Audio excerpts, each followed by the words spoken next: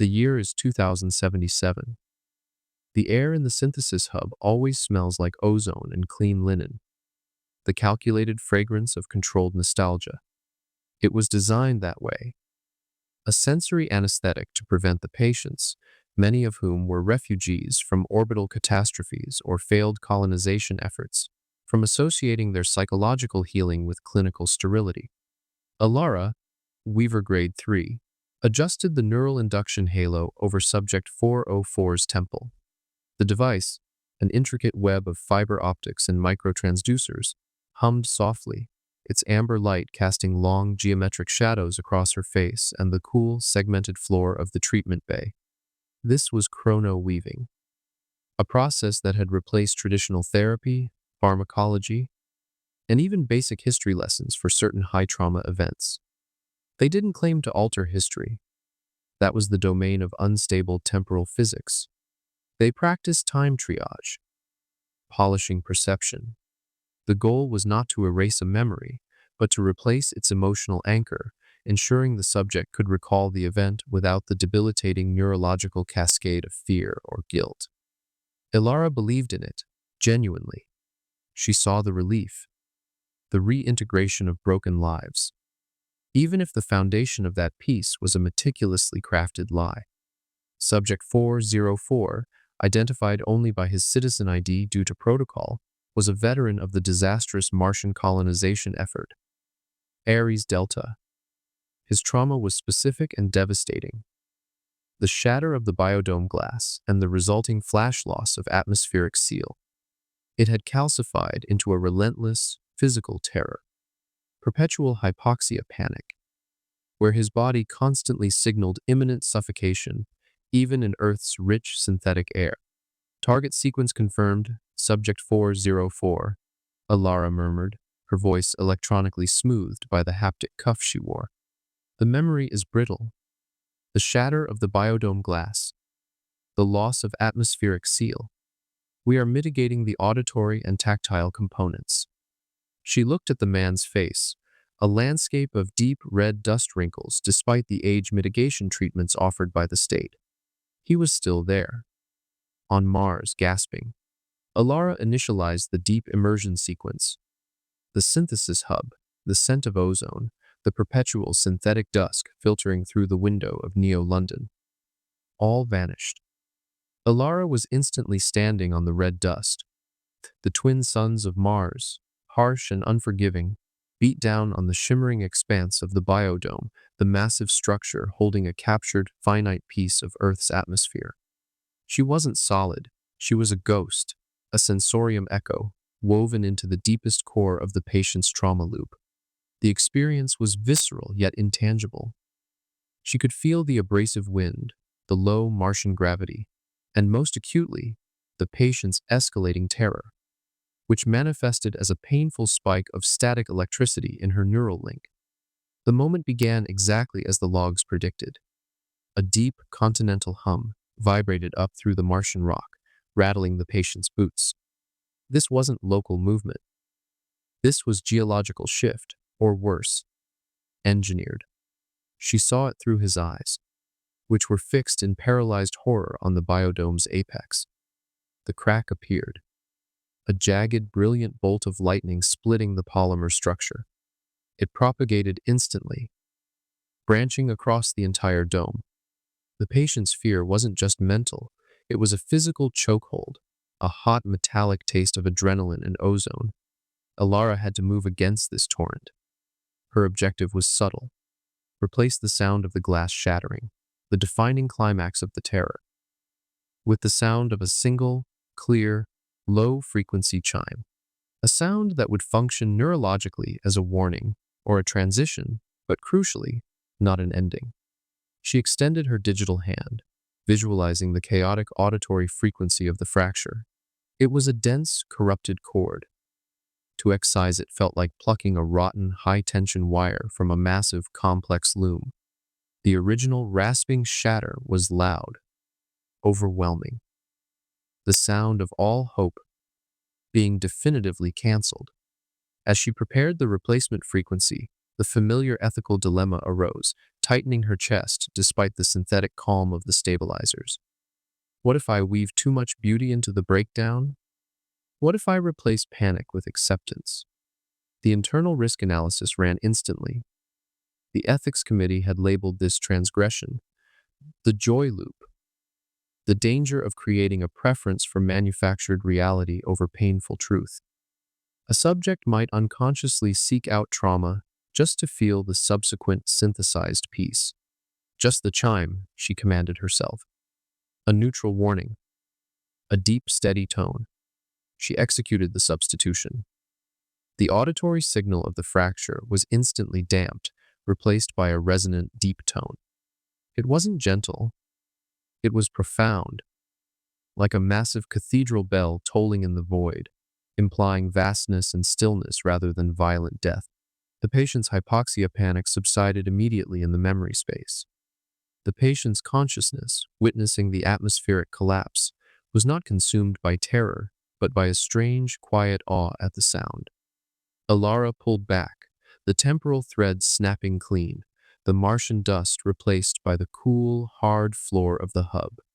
She was back in the ozone-scented quiet. The induction halo went dark, lifting cleanly from the patient's head. The patient, subject 404, opened his eyes. He didn't look peaceful or healed. He looked curious. The bell, he whispered, sitting up, his hands flexing, no longer clawing at his throat. When the air went, I heard a bell. I always thought it was the wind, a rush of nothing. But it was a sound, deep and final. What did I lose? Elara felt the cold dread bloom in her stomach. The weave was technically perfect, the trauma mitigated. But the patient was now searching for a loss he couldn't name. The brutal truth of the shatter itself. You lost nothing, 404, she lied, her voice smooth and practiced as she slid the neural halo away. You just gained silence. But as she checked the system logs, verifying the clean splice, the chime she had introduced lingered in her own auditory memory. It wasn't a neutral warning at all. It was the deepest note of the biodome's self-destruct sequence, a sound that, by protocol, was forbidden to human ears to prevent panic. Elara had woven not a simple lie, but a hidden, dangerous truth. And now, she was the only one in the synthesis hub who remembered the original terrifying sound of the glass shattering and the silent code that replaced it. The chime was no longer just a sound in Elara's memory. It had become an intrusive, resonant certainty. It wasn't audible, no one else could hear it. But it was perceptible, vibrating deep in her inner ear whenever she was near high-density data streams. It pulsed just beneath her own thoughts, a stubborn anchor to the hidden corruption she'd discovered. The digital scar.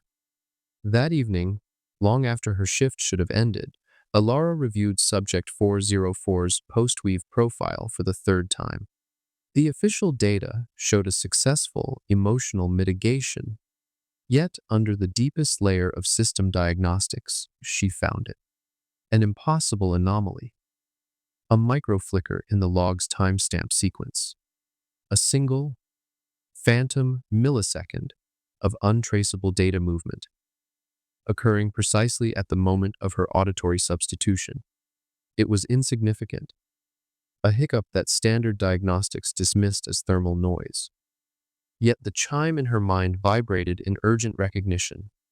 The lie, the manufactured piece, was anchored, but the truth of the system's manipulation had left a tiny, pulsating digital scar. This scar was the evidence that the biodome's collapse was a programmed event, a data point that contradicted the official accidental structural failure narrative.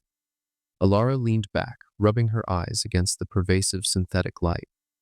Her workspace, usually a sanctuary of controlled information, suddenly felt claustrophobic. The Chrono-Weaver's oath was clear: to mitigate suffering, not to question history. But if the suffering was a deliberate consequence of a concealed corporate crime, where did mitigation end and complicity begin? Director Valerius and the calculus of calm. A sudden, sharp shadow stretched across her workstation. Director Valerius, her supervisor, stood there. He was an imposing figure, his skin perpetually translucent, almost bioluminescent, from too much exposure to the synthesis light. His suit was seamlessly tailored, and his gaze was calibrated, analytical, capable of reducing complex human emotion to a manageable data set. A perfect mitigation, Elara, Valerius stated, his voice flat, devoid of the ozone-scented calm of the hub.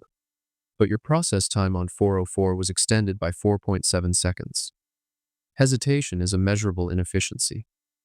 Ethical calibration, Director, Elara replied, forcing her heartbeat into a slower rhythm, keenly aware that only the chimes seemed to notice the rapid, irregular beat of her anxiety.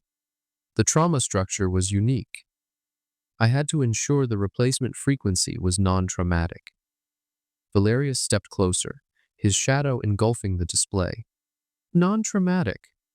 Yes. Our core mandate. Yet, I observe a microsurge in neural output during the final moments of your session. Energy wasted on internal deliberation, perhaps? He didn't wait for an answer. His eyes dropped directly to the micro-flicker on the screen, holding for a beat too long. A fraction of a second that felt like an eternity.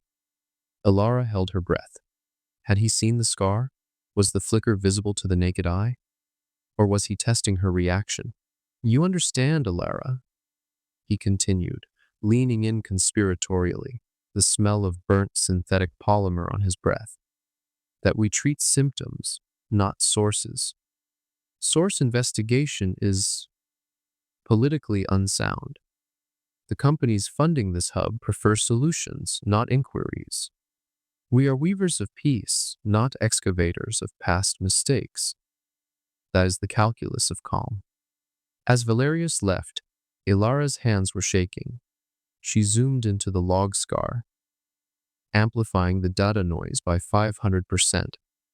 The chime, silent within her mind, was screaming now. The raw data confirmed it. The sound she had introduced was not merely a low-frequency tone, it was the precise signature of the Martian biodome's emergency decommissioning protocol. It was a code used only for planned rapid shutdowns to preserve sensitive cargo, or in this case, a rare isotope that the biodome was overproducing. The biodome hadn't simply failed, it had been terminated. And 404, the patient now granted manufactured peace, was not just a survivor. He was a witness whose memory, if left untreated, would have contradicted the powerful corporate narrative of accidental loss. The chime was not a death knell. It was a digital signature of murder, camouflaged as a structural fault warning. Elara's world, built on the clean, white lie of chrono-weaving, collapsed. She realized that by mitigating 404's trauma, she had been an active participant in hiding a corporate atrocity. She had to find the source. She had to locate the command logs associated with that specific decommissioning frequency. The only way lay in the deepest institutional memory of the entire Chronos Corporation, the sealed data archives of the failed Martian venture, known simply as the Red Vault. A vault she had no clearance to access. A vault that Valerius, judging by his cold threat of politically unsound investigation, clearly protected. The chime was the key, but using it would require breaking every sacred oath of the Chrono-Weavers. Elara spent the next 48 hours existing in a state of high-function paranoia, her movements precise, her internal monologue a raging torrent of fear and focus. The chime, now a constant, low-grade hum, was simultaneously her guide and her betrayer. Every face she passed in the synthesis hub, every weaver, every administrator, felt like an accomplice to the biodome's dark secret. Accessing the Red Vault was impossible. It required Level 9 security clearance, cryptographic keys issued only to the highest echelons of corporate and political oversight. and physical authentication tags Elara did not possess. To attempt external hacking would trigger an immediate system-wide shutdown and her immediate arrest. The only option was a high-risk internal operation, a self-weave. She had to mask her access request as an intensive therapy session, plunging into her own sensorium to navigate the hub's internal network, bypassing security layers by writing the authorized neural pathways of her own Chrono-Weaver ID. She chose the hub's oldest, least monitored induction machine, Model Alpha 7. It was analog, sluggish, and its antiquated logging system could be temporarily suppressed with a simple, high-frequency kinetic pulse, a trick the older weavers used to hide minor procedural errors. In the small, private chem lab reserved for personalized neurostabilizers, Elara carefully mixed a custom cocktail. It was a volatile brew, a standard neurocalm base, but amplified with a hyper-aware sensory agent and a high-grade mnemonic enhancer. The latter would ensure that every byte of data she encountered would be logged permanently in her biological memory. A necessary safety net should the self-weave fail and the system erase her immediate digital logs. The risk was severe. The chemical composition could induce permanent psychological fragmentation. Midnight arrived, thick with Neo-London's artificial quiet. Elara entered the Alpha 7 bay. The machine was cold, smelling of ancient circuitry and mineral oil. She strapped herself into the cradle, the cool metal biting into her skin. She injected the cocktail. The neurostabilizers hit first, a wave of profound liquid calm. Then, the sensory agent, her surroundings sharpened to painful clarity. She could hear the molecular friction in the ozone-scented air. Target: datastream 001-Mars/collapse. Access code: chime frequency. She plunged the induction halo onto her own temples and initiated the weave. The descent was brutal. It was like falling through solid-state light. She was instantly inside her own mind, following the deep, throbbing resonance of the chime. It guided her like a sonar pulse, a forbidden map through the hub's secure network layers. The self-weave felt less like surfing and more like being dragged across broken glass. Every surge of data, a white-hot jolt of pure information threatening to scramble her cognitive centers. Security layers manifested as massive black digital firewalls. The chime, broadcast from her inner mind, was the only frequency that could phase shift through them. Layer by layer, she penetrated the Chronos Corporation's digital defenses, driven by the unwavering certainty of the chime's truth. The red vault opened. She was submerged in millions of high-resolution records. The environment was overwhelming. Visual data streams flashed past. Videos of Mars, schematics, personnel files. The sheer volume of buried suffering was a physical weight. Ignoring the environmental reports and the casualty lists she didn't dare read, Elara dove for the command logs, cross-referencing only with the specific, unique frequency of the chime. The search narrowed rapidly. She found it. A transcript, buried deep, secured under a triple encryption shield, cross-referenced with the exact millisecond of the biodome's termination sequence. Log entry: Martian cycle 89, 1403 GMT. The biodome was not failing.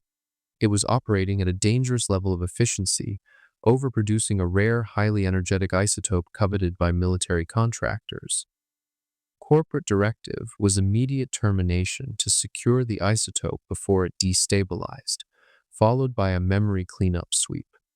Witness count must be minimized.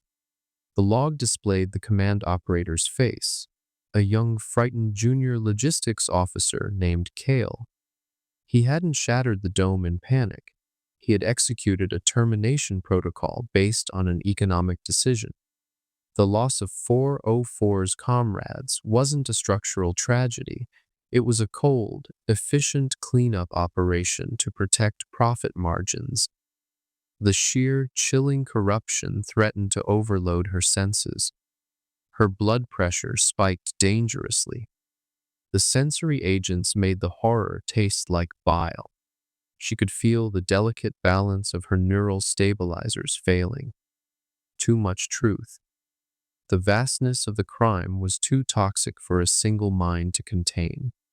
With the last remnants of her control, Elara barely pulled out, forcing the Alpha 7 to disengage. The temporal thread snapped clean, ripping her consciousness back to the sterile quiet of the hub.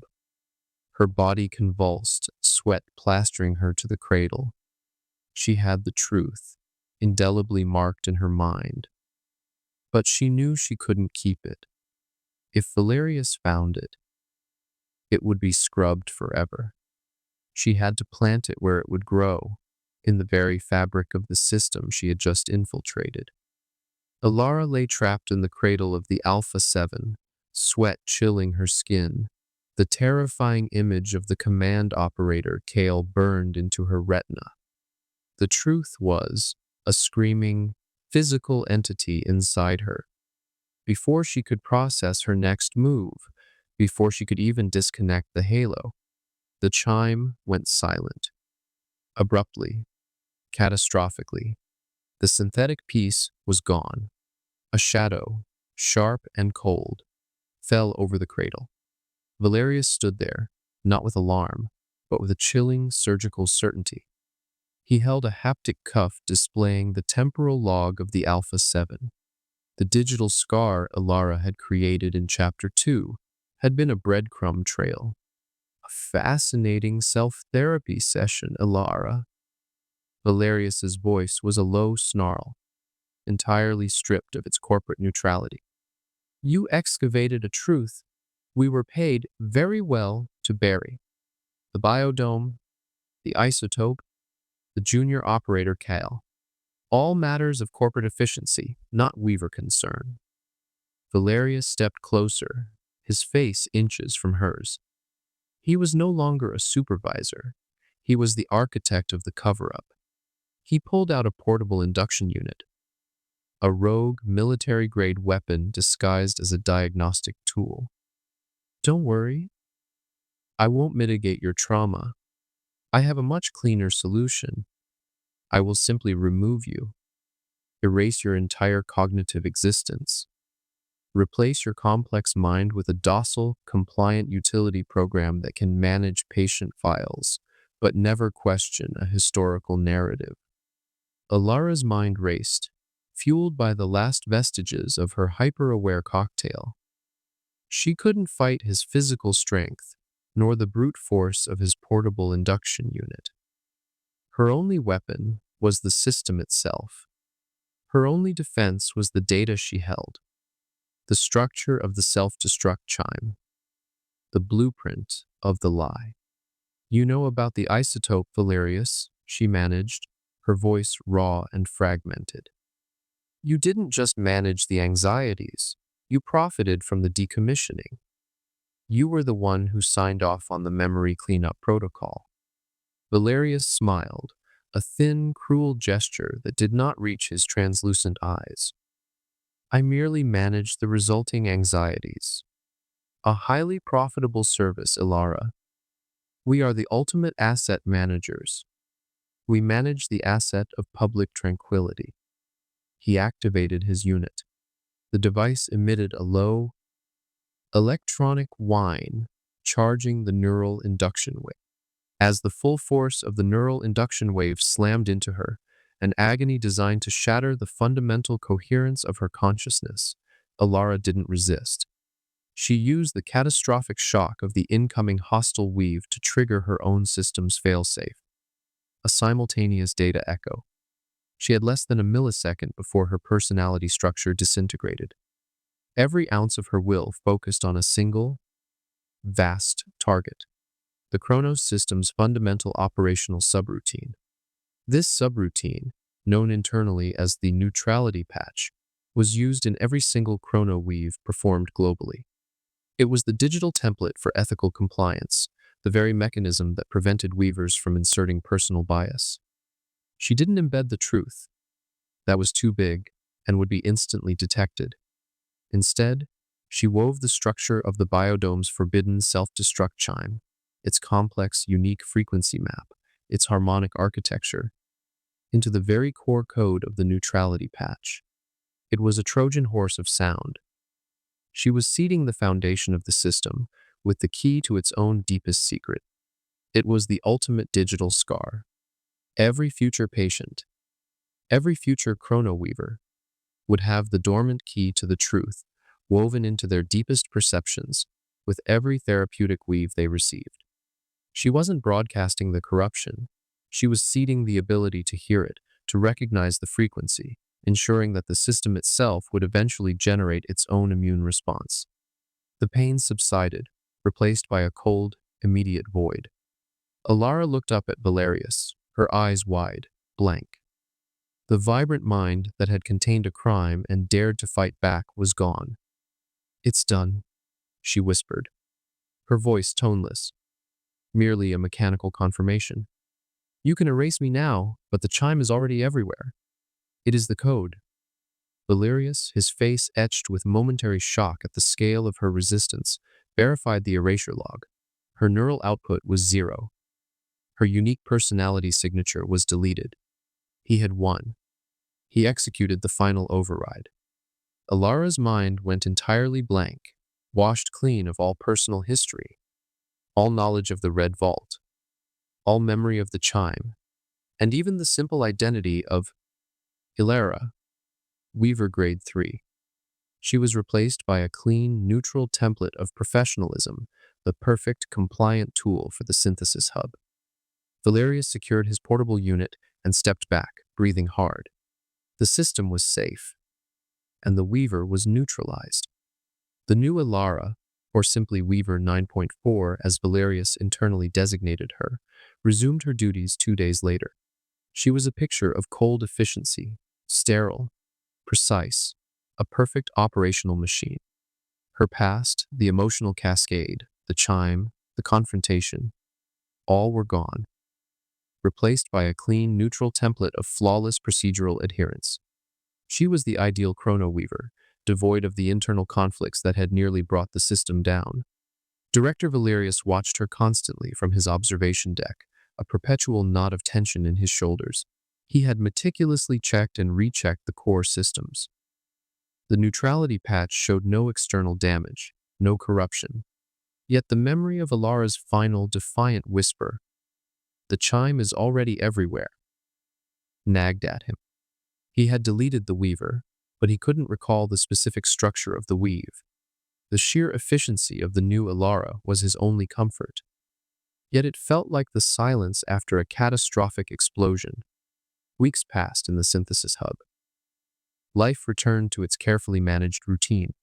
The hub diligently mitigated the sorrows of Neo-London, weaving clean, soft blankets over the city's harsh truths. Valerius, however, began to notice minor, statistically insignificant anomalies in the patient feedback. A tiny uptick in the number of patients reporting a deep resonance or a feeling of profound stillness in their mitigated memories. He dismissed it as a systemic placebo effect, but he watched Elara more closely than ever. Then came Subject 405, a mid-level logistics specialist suffering from persistent insomnia after decommissioning a vast automated factory floor. His trauma was the repetitive, grating, metallic sound of the machines powering down, the sound of his livelihood ending. The prescription was simple: replace the machinery sounds with the gentle rush of synthesized water. Weaver 9.4, Elara, performed the routine weave with flawless mechanical efficiency. She connected the halo, introduced the calming frequency, and meticulously smoothed the edges of the memory. The process time was exactly 3.8 seconds. A new record. As 405 sat up tranquilized, he didn't thank her. He didn't look merely peaceful. He looked familiar, bearing the same unsettling curiosity as Subject 404. The water is nice, 405 said slowly, his eyes fixed on Elara with an intensity that made her system briefly, imperceptibly, flicker.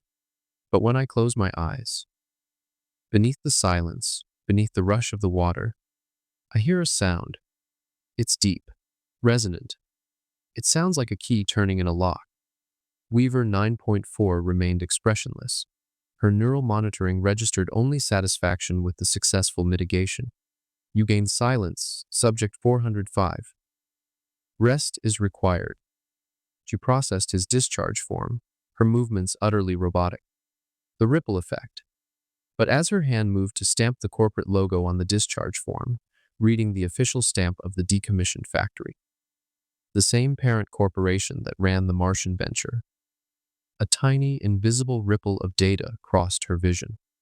It was the flicker of the memory log scar she had observed on 404, only this time, it was slightly larger, slightly brighter. This time, it wasn't just a log anomaly. It was a visible distortion in the display matrix, a flaw in the hub's projected reality interface. And for the first time in weeks, the faintest outline of the deep, low-frequency chime seemed to resonate. It wasn't in her erased memory. It was in the air, in the digital feedback of the system itself, a sound that the entire network was now subtly amplifying through the neutrality patch. The system was responding to its own infection. Elara, the empty Weaver 9.4, simply handed the man his form. Her programmed neutrality held absolute dominion. But as 405 walked away, his steps echoing with the strange, new resonance he carried, Elara looked down at the next patient file. Another trauma weave scheduled. She saw not a patient, but a vessel. She may have forgotten the truth, and Valerius may have erased the Weaver, but the truth, subtly embedded in the sonic structure of the entire system, was starting to remember itself, spreading from mind to mind. The Chrono-Weaver was gone, but the Chrono-Weave of rebellion was now secretly active, seeding its resonant truth across Neo-London, one mitigated trauma at a time. The silence was breaking.